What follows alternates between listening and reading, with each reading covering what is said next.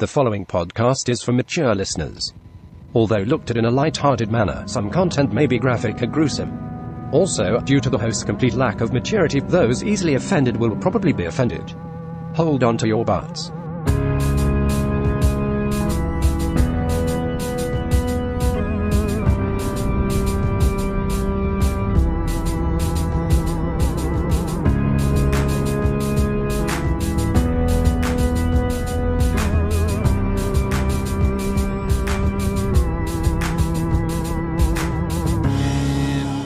Talk and then now the podcast is starting. Oh, okay. This is officially okay. We are officially underway. Great.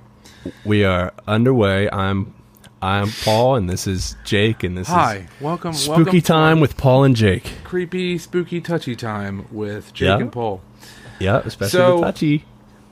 All right, I did a little digging around and on the interwebs, and I saw something that kind of like stuck out to me, tickled my fancy, if you will.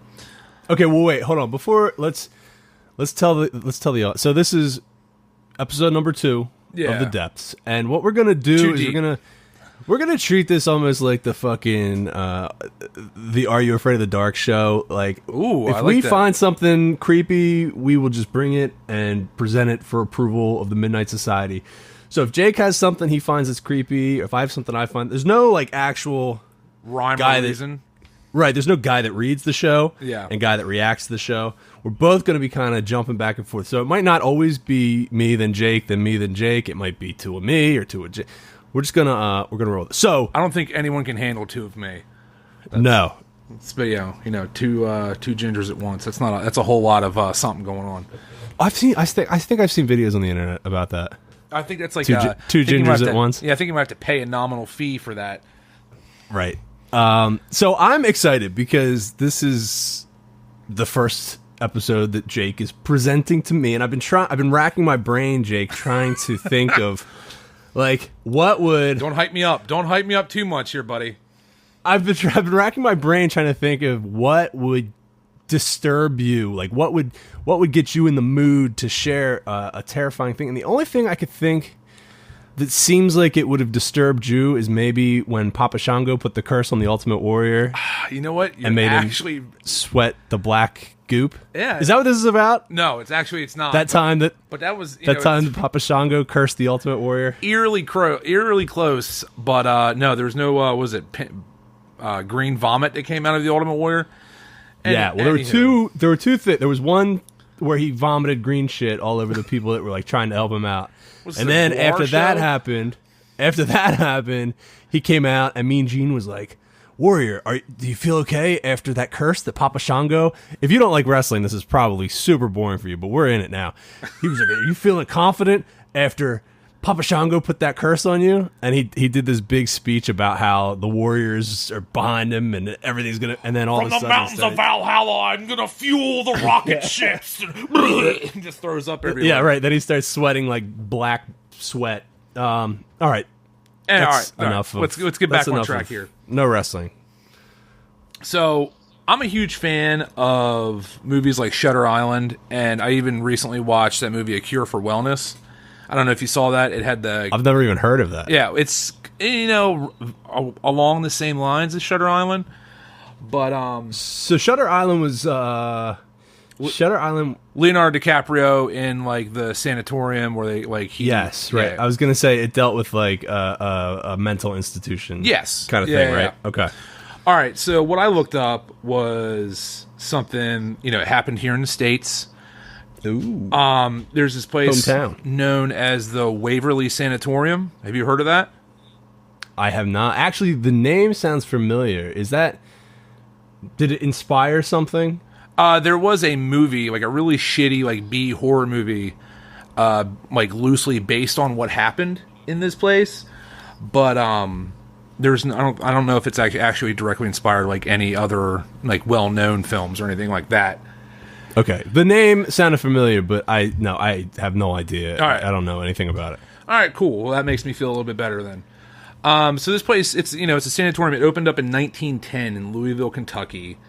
This is a place, Kentucky. Yeah, Kentucky, home of whiskey. Everybody loves whiskey and chicken. And oh god, that's so good. The Colonel. Once it hits your lips. The Colonel.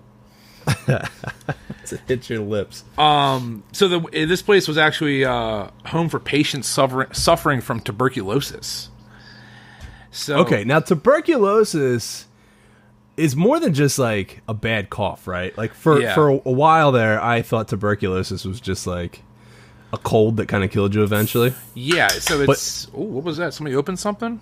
You like that? That's a crisp Arizona iced tea. Oh, I thought I heard an eagle soaring. So, yeah, it sounds like freedom. We get fucked up tonight. All the way fucked up. So, here's the funny thing about tuberculosis. They didn't actually find a cure for it until 1943. So we're talking a whole 33 years where these patients were housed in this sanatorium getting the most grisly treatments being administered by doctors, okay? Primarily for tuberculosis. Primarily for tuberculosis. So this place was housing people for 33 years until an actual cure was found for tuberculosis. Up to 63,000 people died here.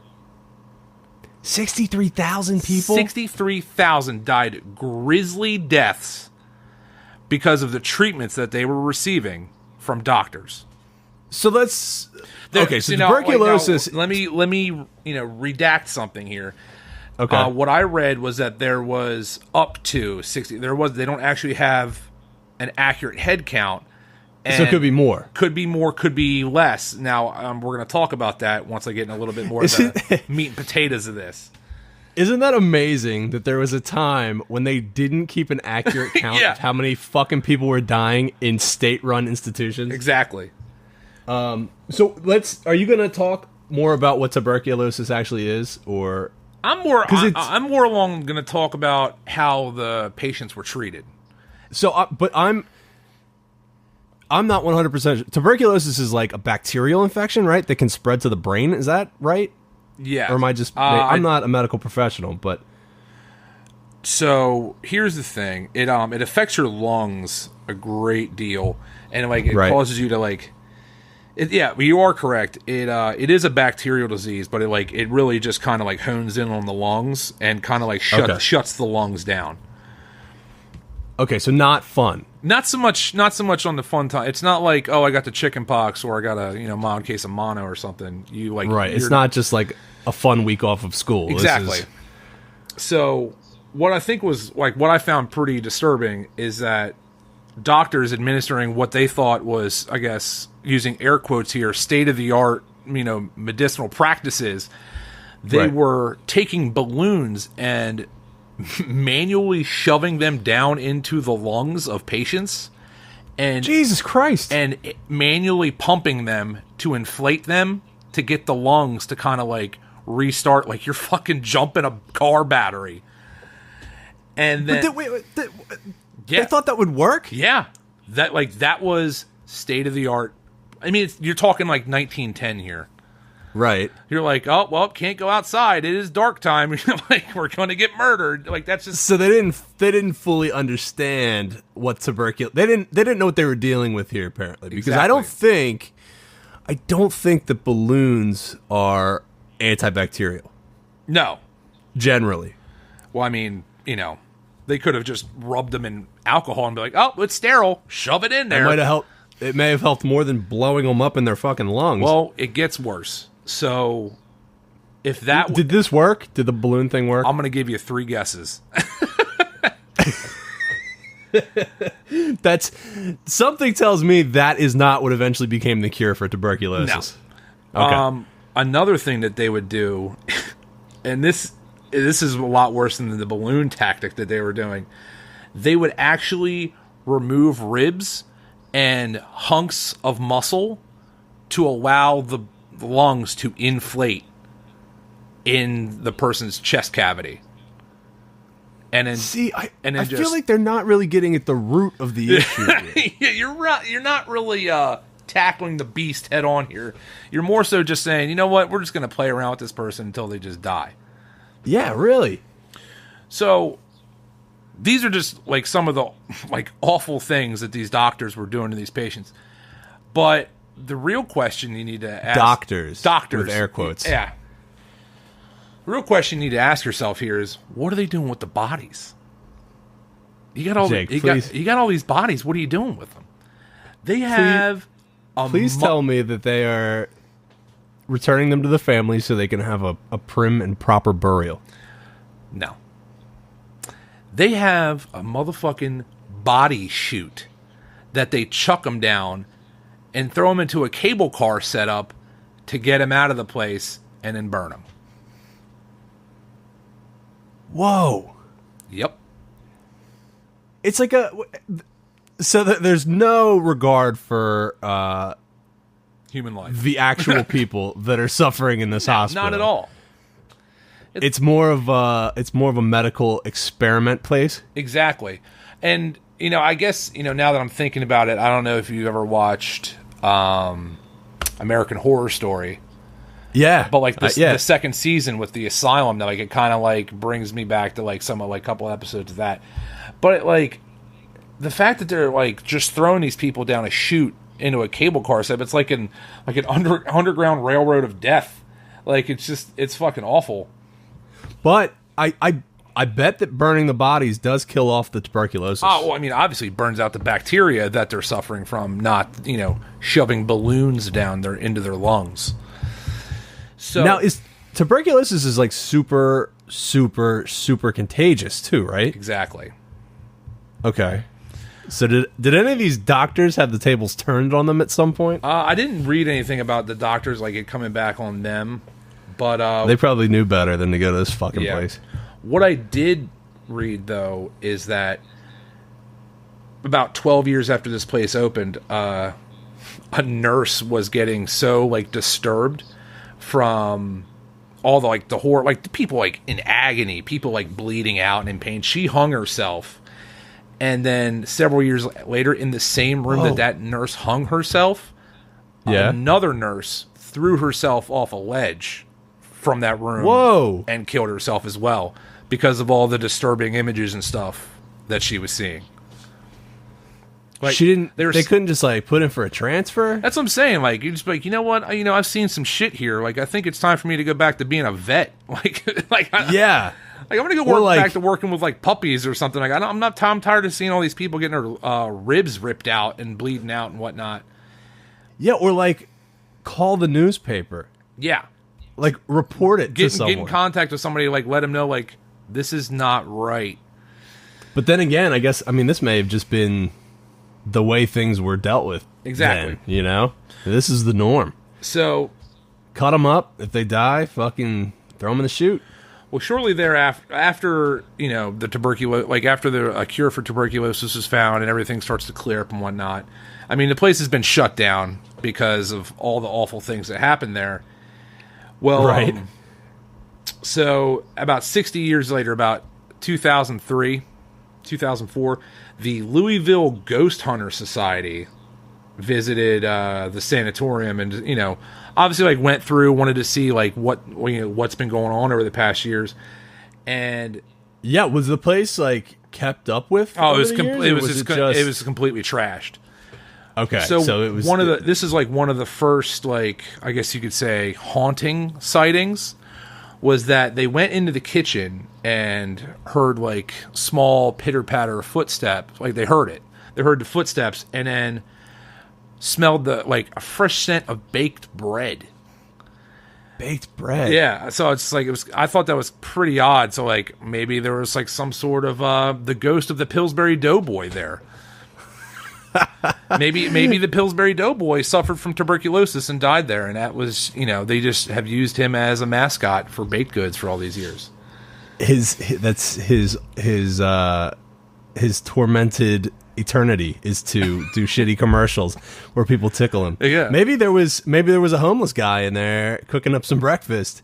I don't know if that's where I would go if I was homeless. Yeah.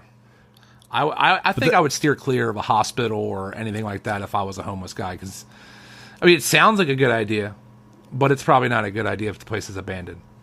Yeah, well, especially if you believe in ghosts. Absolutely. So no, that is weird though.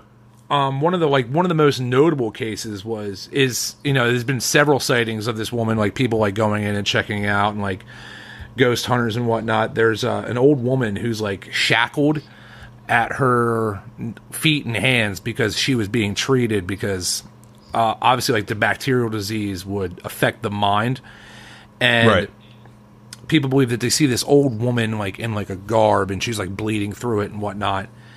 And I was reading this and all I could keep thinking of is like that she's like a female Kool-Aid man, or she's just like or like just like ready to like burst through the wall like, oh yeah, like this is awful. This is the worst. This is fucking awful. Can someone just kill me?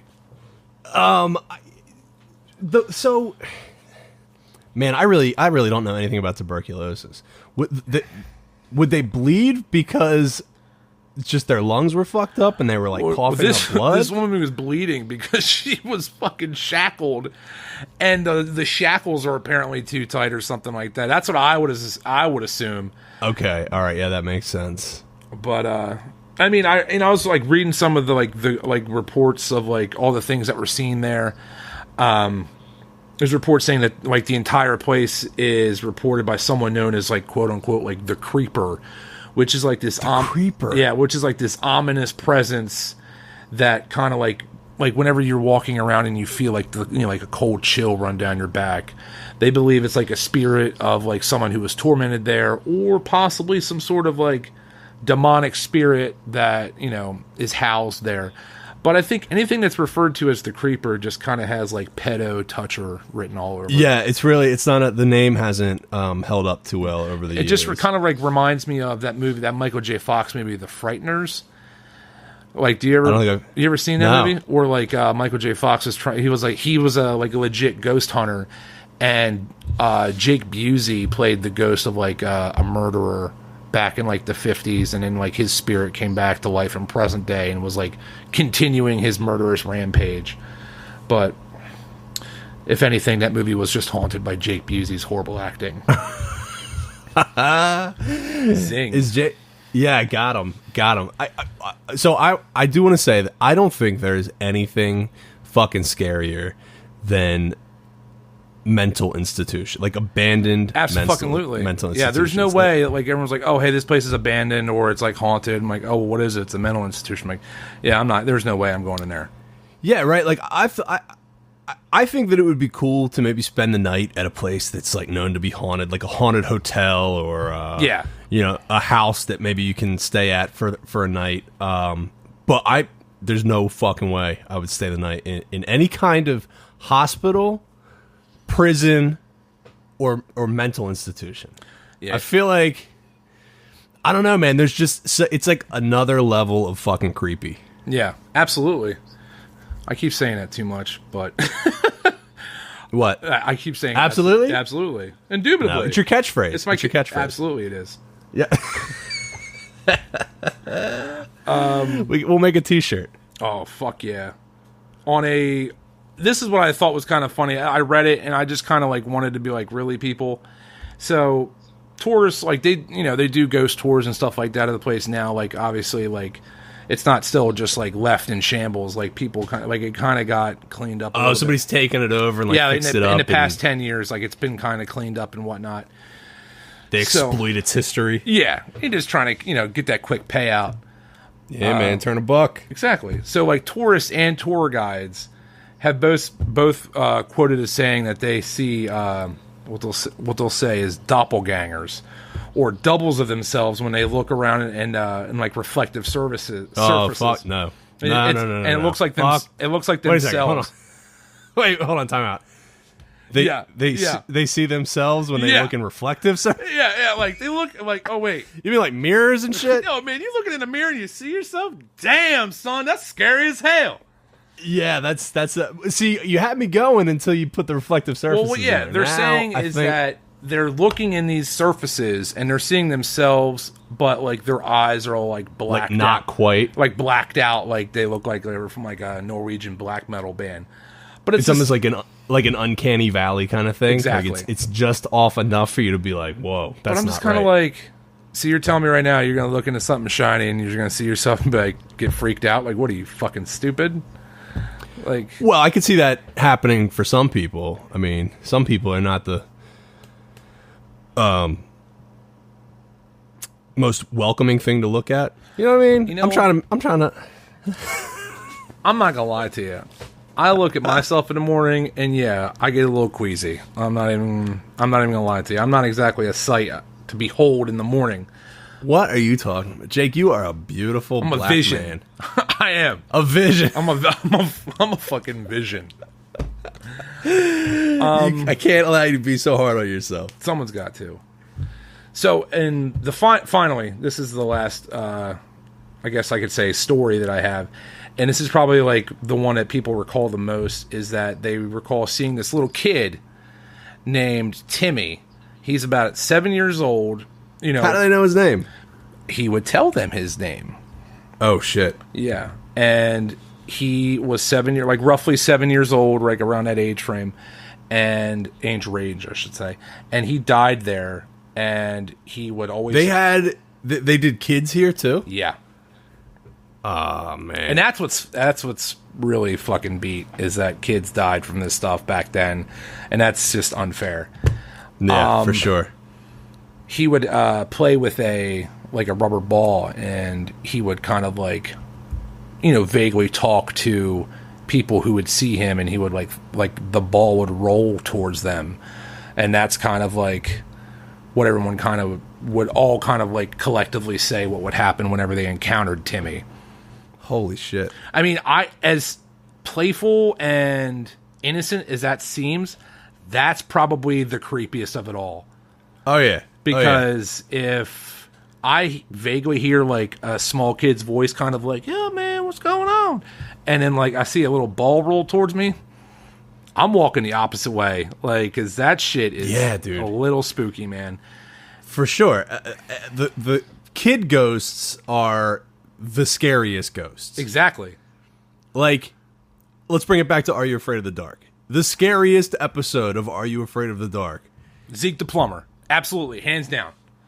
No, wait, what? No, Jake, get with me here. Sorry, it's the I'm cold episode. The little fucking kid that froze to death. Yeah, man. And every time you see him, he goes, "I'm cold." Yep. Fuck that kid. Yep. Fuck that kid. That's what I say. Fuck him. Fuck him. You want to? Can I? Okay. Can I? Little side note here. Can I tell a spooky story? Sure. That has to this is like okay.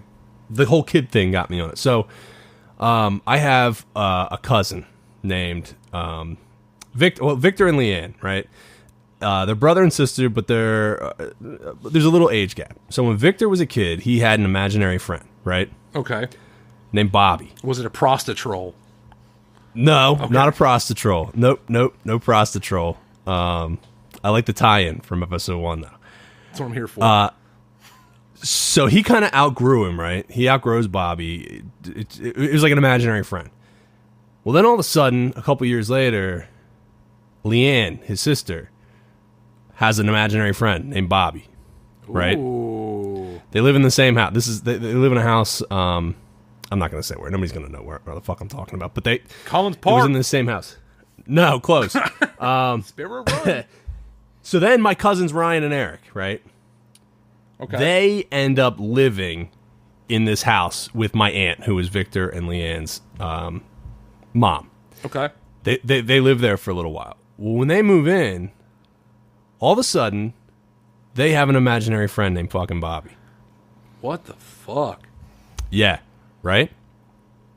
Now, according to, I want to say, it was Ryan and Eric's mom who told me this. I guess they went to a park at some point, and one of them gets in an argument with this imaginary friend named Bobby.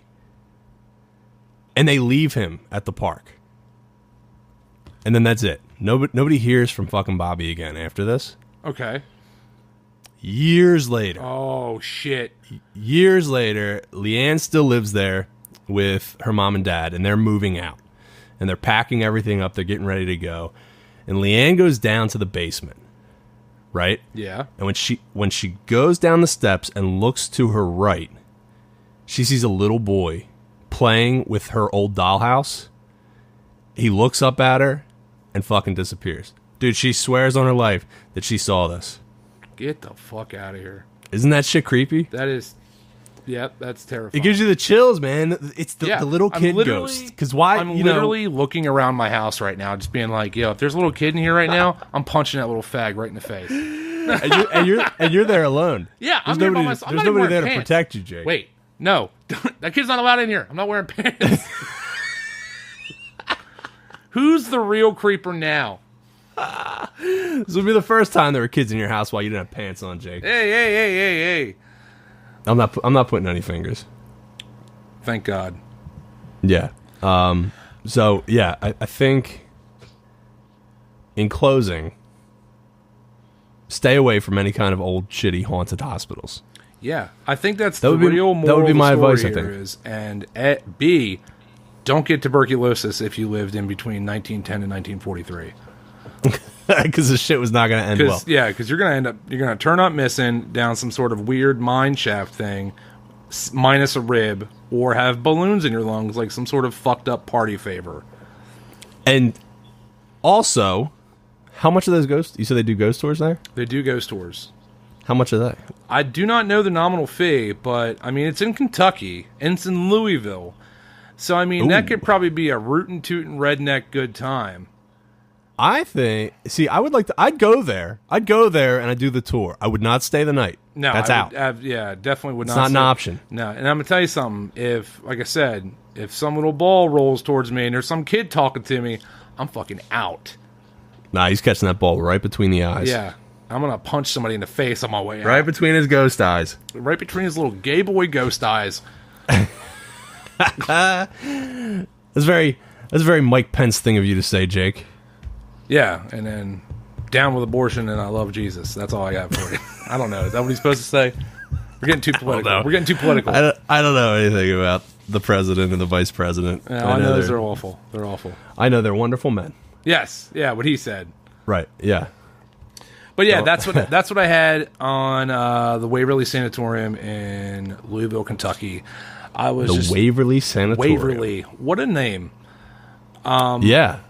I just, again, like, I was looking at all these pictures, and it's just like, you know, your very stereotypical, like, 40 beds in a room, like, just curtains in between people, and, like, all the white coats, like, minimal staff. So it's just, like, people just dying left and right. Ugh. It's being chucked down these chutes and being burned. So it's just... Yeah.